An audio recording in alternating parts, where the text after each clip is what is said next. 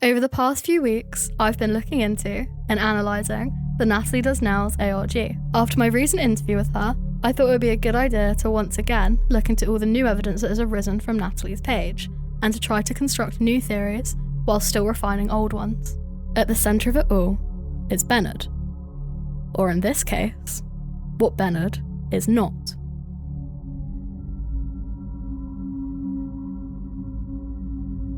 The first piece of new evidence we have is a photo posted on Natalie's story of Bernard slouched in front of a furnace. The photo has a caption written in Latin, which when translated reads, "I feel my skin twitching. Veins are holy. Your skin will take on heat after you. Do you feel the temperature rising? Do you feel my pain burning? Do you feel it? The heat of both our hearts. It is strong and painful, like the burning of skin. My greed can show no limits. Urge with me. One desire, both desire. However, your greed will never satisfy me. The way of our desire is the same. Let it burn with me." If we look into this, we can obviously see a lot of references to burning, temperature, heat, fire. Fire represents purification, revelation, divine presence, along with a spiritual awareness. Obviously, this is a running theme throughout Natalie's videos, and I think this confirms it. We are seeing when something internal is beginning to intensify beyond comfort. You know, the idea of things building up inside, in this case, probably feelings of sin, which obviously we know from watching Natalie's previous videos. We also have the mention of veins. Obviously, veins mean something's alive, it's carrying blood, it's carrying life, which we already know Bernard does not have. Bernard is not alive. So I think this is quite an interesting use of words from Natalie here. We also see greed mentioned.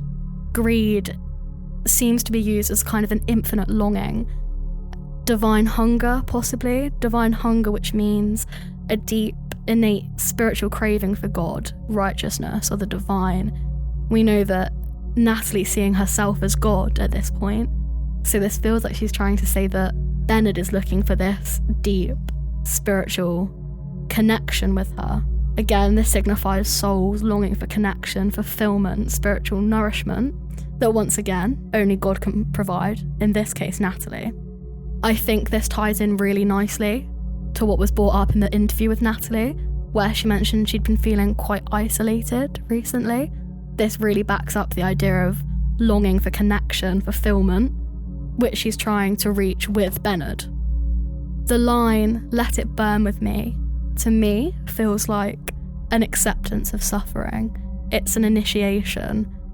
When Bernard accepts the suffering, that's him accepting Natalie, she's initiating him.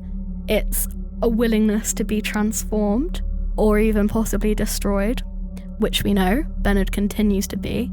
Natalie continues to build new vessels for Bernard.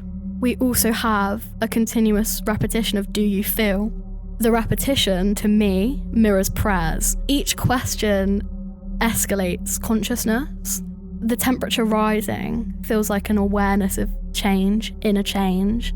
The pain burning is a recognition that awakening is painful, it's something that hurts. Do you feel it? That almost strips away the metaphor, it demands presence. And heat of both of our hearts feels like a realization of a shared inner passion and inner fire. If we look at this spiritually, in spiritual traditions, rising heat often symbolizes divine proximity, spiritual closeness, connection with God or the divine, intimacy with the sacred through devotion and obedience. Again, we know the sacred is Natalie. She's training Bernard to be obedient, to be devoted, to follow to only her, which will come up later on in this video. This is an inner heat, a personal heat. It suggests that something has been activated inside. Energy that's moving outward, something that's impossible to ignore. It feels like possibly Bernard is getting closer to becoming what Natalie wants. One thing that I did take from this is it feels so angry. It really feels like Natalie's moved on to anger, which made me think it almost feels like she's going through the 5 stages of grief. There's been denial, we've got anger, I think also, obviously we've now seen denial and anger. I think bargaining is very likely to come into it in the frame of Natalie being like, if you bring him back, I'll be good, I'll change, I'll submit to God, that kind of thing. I think it's a very plausible theory, but we'll see where things go. I don't know, just a potential theory which could develop. I'm not sure at this point, but it does look like it's pointing towards it going in that direction. If we move on to the next video posted by Natalie, we see an animation of Bernard with text on screen, which reads, "Sweet puppy Bernard wanted to play in a pool. Running so fast he splatters his drool. He wants the water to run cool, no matter the dark. He doesn't believe in any ghoul. Sweet puppy Bernard, he was not any fool. He washed away the gruel." Within this, we see the repetition of sweet puppy Bernard, which gives an idea of innocence. I think it's also probably a good point to mention that dark is brought up. Spiritually, darkness represents ignorance, false narratives, fear-based control, all things that we have seen throughout this. Spiritually, ghouls represent sculpted, manufactured terrors, things that exist only because they are feared. In this, Bernard's disbelief is not a denial of danger. It's almost a refusal to grant metaphysical reality to fear itself. It feels like advanced spiritual positioning hidden in very childlike language. This reads almost like a nursery rhyme. It comes across very innocent until you really look into what Natalie is saying. I think if we zoom in on the line, "He was not any fool," we can take this as almost a wisdom in innocence. The line seems to anticipate the reader's skepticism. It seems to assert that innocence does not equal ignorance, trust doesn't equal stupidity, and simplicity can be explained, it can be enlightened.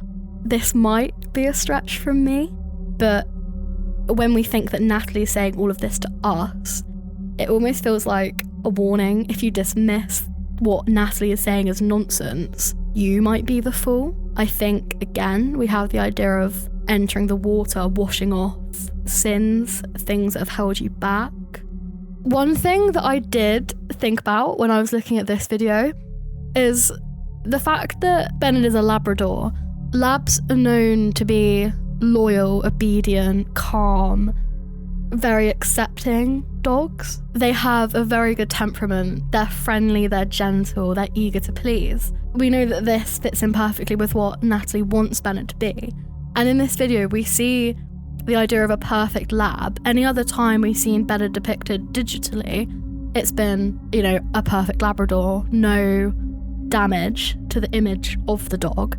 Obviously, in this depiction, we see what kind of looks to be like mud, leaves, possibly blood, I'm not sure, which then tells us that Natalie is now seeing Bernard as tarnished. He's no longer the perfect dog for obedience. He's going against what naturally Labradors are, which probably is quite an interesting thing to look at. Obviously, as I've said before, I'll say again now, everything Natalie does, everything she's chosen is intentional. So she's clearly, decided to make Bernard a Labrador for a reason. And I think that reason is because they're known to be so obedient, so trusting. They devote everything to their owners, one of the most loyal dogs. So again, I think this is a very, very intentional choice from her. And I'm not sure how I forgot to mention it in the last video. So if we then move on to the comments of this video, there's a lot of comments from Natalie, which show us almost a different side to Natalie. The first one we come across is Natalie saying, "Bernard has been an okay dog." Obviously, this is a massive tone change from how Natalie's spoken about Bernard previously. Before, she's been telling us how much she loves Bernard, like how great of a dog he is. To then switch to an okay dog is very diminishing. We can tell that Natalie is beginning to become unhappy with this form of Bernard, just like she has with all the others. So obviously in this video we do see a digital Bernard, but I don't think it's the same digital Bernard that we've discussed before. The others were his soul in a digital form, and we could distinguish this by the eyes, the teeth, the humanoid figures behind Bernard. This video is just an animation, which Natalie confirms in the comments. So I don't think we need to look at this as a depiction of Bernard's digital soul. I think it was simply an animation to get across her poem. If we move on to another comment, we see Natalie respond to someone saying, "Such a great poem, how did you get inspiration for it?" She responds by saying, "Sometimes sweet puppy Bernard gets covered in ash. It's a good thing Bernard loves to splash." Again, within this comment, we see Bernard being infantilized with the sweet puppy Bernard. I think if we look at the mention of ash, ash implies the aftermath of something being burnt, destroyed, ended, which again, we know Bernard has been. We also see a lot of mentions to the furnace. I think we can definitely infer that the first form of Bernard was burnt in the furnace, as we saw in one of Natalie's older videos. So this definitely could be linking to that, possibly. It also really seems to represent guilt, purification.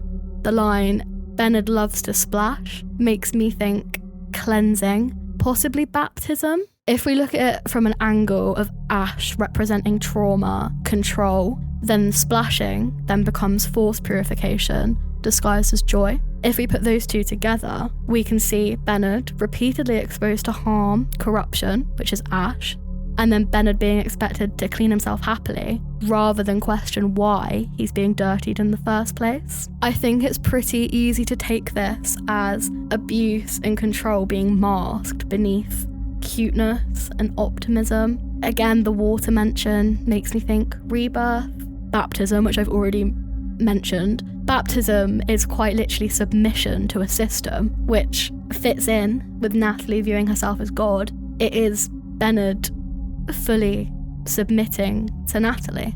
If we move on to the next comment, we see Natalie say, "Bernard has been struggling with wrath recently too. Bernard has been trained to be above sins. This isn't just a grudge, it's a fair trade. Or rather, I'm planning on making it fair.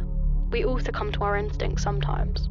Again, in this, we see the mention of wrath, which is a sin. We've already seen the sins being mentioned before. Using that word very quickly shifts the situation out of a normal emotional context where she could have just said anger and shifts it rather into a religious one. I do think this is quite important. To be above sin, that's not a human position. In most religious frameworks, only divine or perfected people exist beyond sin. I think Natalie is trying to make Bernard in the image of herself, who we know she sees herself as God, as a divine being. By saying that Bernard has been trained to be above sin, Natalie is, again, placing herself as the one with authority to be able to train this divine, perfected personality being. Training implies obedience, not growth. She doesn't want Bernard to grow. She wants him to be obedient. She wants him to do exactly what she says when she says it. If we move on to the next comment, I think this one is really interesting. She says, "I'm planning on making it fair." Again, I want to circle back to what I said in my last video about Natalie seeing herself as the judge, the jury, and the executioner. She's deciding what is fair. She collapses authority into a singular figure, this godlike role, which we've seen throughout. By saying that Bernard is above sin, Natalie is in turn placing herself above moral judgment. If we look at this religiously, only gods are above sin. She is, once again, referring to herself as God. She's assuming divine authority. The next comment we have that Natalie replied to reads, "His wrath is weakened enough to where I think I can post a video tomorrow featuring him. Sorry for not posting. I've been kind of tired, wrestling Bernard into obedience, but I think it's working." This comment, the idea of wrestling, it's very aggressive, it's violent. She's no longer training him, he's no longer responding. She's having to physically force him into obedience. We can see Bernard, or rather Lucy, almost fighting back, which is not what Natalie wants. Natalie wants full submission. Next comment, she says, haha, not sure that I understand, but Bernard will surely feel the burning of my hunger soon if he keeps his current act up. Again, we see this idea of burning being brought up. Burning again, connotations of fire, punishment, anger. The word hunger seems to frame harm as appetite. Again, we can see her trying to justify violence. Soon is a very threatening thing to say. One thing I do want to make note of at this point is Natalie repeatedly uses the pink heart emoji, which I think is almost used to soften what she's saying. She's telling us almost direct threats of what she's going to do to Bernard, and then softening them with this, cutesy, calm, pink love heart emoji. I think it's very telling of Natalie as a character. She's trying to keep up this pretense that she's a nice, lovely, fun person, which we know she isn't. The last comment that I think is worth mentioning from this video, Natalie says, his state, it's going well. He's allowing milk bottle feedings, just like when he was a pup. It's making me so happy. I can tell he's not fully comfortable yet, but that doesn't matter. His sins are not part of him. To some extent, I can describe it as a tumour that can either kill him or be removed. Once again, this is so aggressive, almost disguised as something kind. She's masking it with innocent language, saying it doesn't matter if he isn't fully comfortable. She doesn't care about Bernard. All she's trying to do is morph him and shape him into exactly what she wants. I think the idea of him allowing milk bottle feedings, making her so happy, is she loves the submissiveness. She loves feeling like she has the power, like she's in control. Again, a very consistent theme with Natalie, this God complex. The bit where she says, to some extent, I can describe it as a tumour that can either kill him or be removed. I think this is very clearly a metaphor for the sins. She's saying either she trains him out of the sins or she kills him, which we know is going to be her destroying this vessel and simply trying again. However, in this case, if she destroys this vessel, she'll have to kill Lucy in the process. So if we move on from this video and move on to her next video, which is currently, as I'm speaking, the last video uploaded by Natalie, we see physical Bernard again, crawling along a corridor towards blueberries. So once again, the blueberries are being brought up. However, this time it feels like she's almost mocking him. She called him gluttonous last time he had blueberries, and now she's tempting him with the thing that caused him to sin. I don't know, it feels mean from Natalie. It's intentional. She's teasing him. In the caption, we have Latin, which translates to, no longer confined by barriers, I have control. I can save or harm you as I please. You are at the bottom of my hierarchy, and I have placed myself at the top. I'm your protector, now your leader.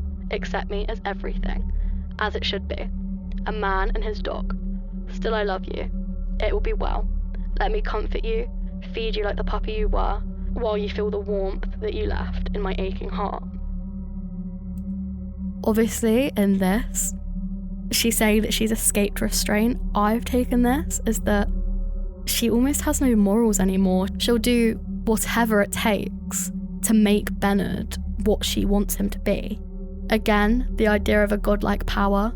She says, save or harm you as I please. We see the hierarchy constructed. She's claimed power, not earned it. Obviously, she is everything to Bernard, which is once again feeding her God complex. The line, I'm your protector, now your leader, accept me as everything. This is just such classic, coercive, manipulative language. Protector implies safety. Leader seems to imply obedience. Everything just implies total dependence. Natalie is everything. There isn't any alternative authority for Bernard. All he has is Natalie. The line, a man and his dog, confirms the dynamic between them. A dog is loyal, it's owned. The man commands and disciplines. The love between them isn't mutual, it's possessive. It feels like Natalie is saying that love has become a reason that Bernard should accept suffering. She's masking love in order to be able to control Bernard. Bernard will accept the suffering because it's masked as love. Again, we have feed you like the puppy you were, which infantilizes him. Again, the idea that his needs can only be met by Natalie. He can't eat on his own anymore. Everything has to come from Natalie. She has full control. She has all the power. If we look at the line, while you feel the warmth you left in my aching heart, this is seemingly Natalie blaming Bernard for her pain, which once again feels like Natalie trying to justify the control she has. She's saying Bernard caused this pain by dying, and the pain is the reason she's controlling him. Obviously, we know that's not true, but I think that's the impression that Natalie is trying to give out. Again, like I said, we see blueberries resurface. When I looked into blueberries spiritually, they're associated with the third eye because of their colour, and they're also associated with seeing beyond the surface, having hidden knowledge. I've taken this as Bernard being the one with the hidden knowledge. Bernard is the only one seeing Natalie's true actions. Bernard is the only person that Natalie isn't able to be an unreliable narrator to. He sees her for what she is. She's not able to manipulate the narrative in the same way that she is with us. Blueberries are also used to strengthen spiritual awareness. Again, a big theme with Natalie. They're also linked to love and relationships, which I think is quite a key point. They're used to promote trust, deep emotional connections, which is what Natalie is trying to form with Bernard. At the end of the video, we see Natalie trying to feed Bernard the blueberries, which in response, he bites her hand. He is quite literally biting the hand that feeds him. It ties perfectly into the quote, "Don't bite the hand that feeds you." He's quite literally biting back. He's rebelling against Natalie. He's doing everything she doesn't want him to do. After this, we then see Natalie placing bandages in Bernard's mouth, which she says is a noise suppressant. So I think we can assume from this that it's obviously Lucy making the noise, not Bernard. Obviously, we know that Lucy is Bernard, but Natalie's still under the impression that this is her dog. She doesn't like the fact that there's someone controlling it, and that someone is Lucy. If we move on to the next thing posted by Natalie, another story, which depicts a spider. Again, the image of the spider which came up last time, I did think that would be important, and we see it again. This time, we see text on screen, which reads, "Little black spider, spin your woven prayers, soft delicate whispers, forever seal the gaps before supper gets released." Within this, we see a lot of contradictory language. You have little and black next to each other. The word little is harmless, whereas the word black is more menacing, darker imagery. It means secrecy. We also see Natalie say, "Spin your woven prayers," which we see webs are becoming prayers. However, prayers are supposed to reach upward. Webs are used to entrap. So with this, we're seeing belief itself becoming a trap. It feels like here, the act of devotion is almost indistinguishable from the act of capture. There's a very, very thin line between the two. We also see whispers mentioned. Whispers imply secrecy. The line, "forever seal the gaps," becomes complete enclosure, like almost an ideological control. Once the web is complete, the prey, in this case Bernard, can no longer even imagine a way out. He's being trapped by Natalie. The line, "before supper gets released," once again, we see Natalie talking about supper, hunger. I think this could be a way of saying that harm is delayed until control is complete. Natalie won't harm Bernard until she has full control of him. It could be possible that the spider is used to represent Natalie. It does seem to kind of assume the godlike role, but I'm not 100% sure on this one. If we now move off of TikTok, we see Natalie post on her YouTube community page saying, "It's me, Natalie. Haha, it's me, Natalie. I am here. I'm going to post hopefully soon. Please wait. I love you all. Thank you.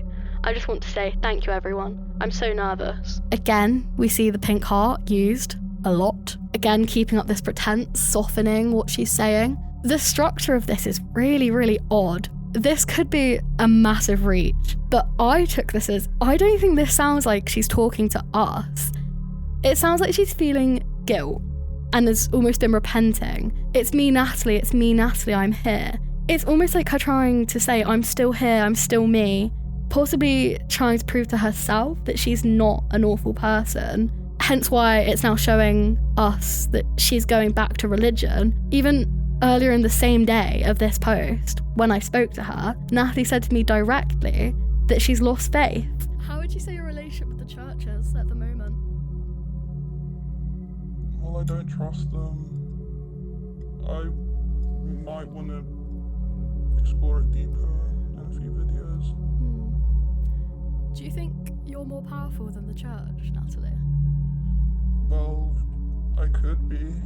Again, it just backs up the theory that she's an unreliable narrator. I think possibly she doesn't even know the truth. It feels like she's almost got herself stuck in this web of lies, and she's now blurring what she knows is a lie in reality. We then move on to another story post from Natalie, which is a screenshot of her messages with her ex-boyfriend. If we look into Natalie's message, "Are you lying about me again?"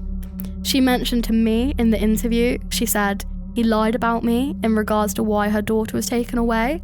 However, we know Natalie is the liar. We also see her say, "Just give me my daughter back," which leads us into the daughter theory, which I will elaborate on later. The main takeaway I have from these messages is that we see Natalie's ex call the daughter Sarah. However, Natalie's previously referred to her as Teresa. We also see Natalie refer to the ex-boyfriend as John, which is what she told me in the interview. But he then responds, "John? Who the fuck is John, Natalie?" I think at this point we want to take note that Natalie's twisting the narrative by changing the names. I don't know why she's changing the names. It doesn't feel like a thing of protection. She's not trying to protect the privacy of the people she's speaking about. She's changing the names for her benefit. I'm just not sure what this is at the moment. Also, possibly important to take note that we have no real proof of Lucy's name being Lucy, and at this point, could be important to mention, Lucy, Teresa, and John are all saints, which follows the religious undertones we've been following. But again, there's not much on this right now. We don't really seem to know why she's changing the names, other than the fact that she's an unreliable narrator and seems to tell all these lies and get herself stuck in them. I also asked about Bernard's name in the interview. Natalie confirmed that she knows Bernard means bear by saying his name makes sense because he's strong. I think this really solidifies my idea that everyone is something they're not. A bear is not a dog, just like Bernard is not a dog. Another theory that came to mind earlier was that I think potentially Natalie could play this out until Easter. Obviously, Easter is when Jesus died and when he was then resurrected. And I think it would make sense for Bernard to follow this timeline. It would tie it up. It could possibly be that we'll see Bernard die and then see him be resurrected fully. It could be a bit of a stretch. That could just be me putting things together too much. But it does seem to make sense with everything we know about Natalie, the religious undertones, what she's trying to do with Bernard. I think it's an interesting thing to look at, and I think it definitely could make sense. I'd love to hear what you guys think about that one. So, one thing that I've been keeping from you throughout this video is that I feel like I've now formed the biggest theory yet. There was a theory sent to me by a viewer regarding Natalie's daughter, which didn't quite add up or make sense logically, but from this, I was able to come up with a theory that does seem to work. I think that there's a chance that Natalie is planning on involving her daughter with Bernard. She's clearly been mentioned for a reason. Everything Natalie says has a reason behind it.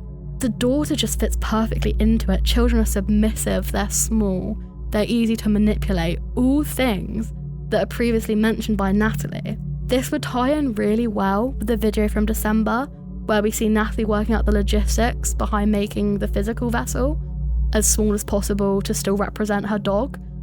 Children are not only smaller physically, but they also have all the mental attributes that Natalie wants in Bernard. But on this occasion, I think we'll just have to wait and see what Natalie does next. If you got to this point in the video, I just want to say thank you for watching. I'm still really new to this, but I'm so grateful for how the last few videos have done. Your guys' support really does mean a lot to me. I am currently working on a more in-depth analysis of the interview with Natalie, so if you do want to stick around to see this and you aren't already, please do consider subscribing, as it does really help me and the channel.